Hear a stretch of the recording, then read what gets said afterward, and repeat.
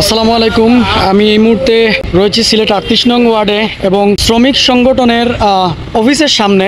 আজকে আমি এই লাইভের মাধ্যমে দেখানোর চেষ্টা করব যে শ্রমিকের হিসাব দিতে যারা মহৎ মানুষগুলো রয়েছিলেন, শ্রমিকের পাওনা বুঝিয়ে দিতে যেই মহৎ মানুষগুলো যারা নেতার দায়িত্বে, যারা মুরব্বীর দায়িত্বে রয়েছিলেন, আজকে আমি এই ভিডিওর মাধ্যমে আপনাদেরকে দেখানোর চেষ্টা করব।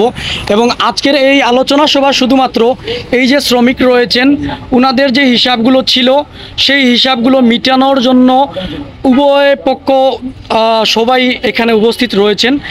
আমাকে আপনাদের সামনে একমাত্র হাজির করি এই কারণেই, সঠিক এবং ন্যায়ের পথে যারা এবং ন্যায়ের দুহাত বাড়িয়ে দেয় এবং অসহায় দরিদ্র মানুষের পাশে যারা থাকেন এবং শ্রমিকের সবসময় কল্যাণের পাশে থাকেন, সেই মানুষগুলোকে আমি আপনাদের সামনে আজকে তুলে ধরলাম।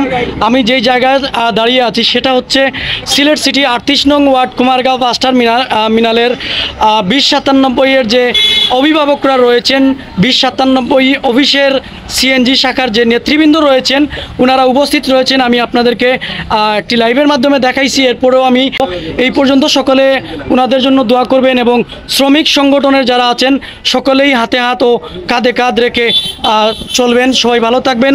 আবারও আপনাদের সামনে কোনো না কোনো ভিডিও নিয়ে হাজির হব। এই পর্যন্ত সকল ভালো থাকবেন। আসসালামু আলাইকুম।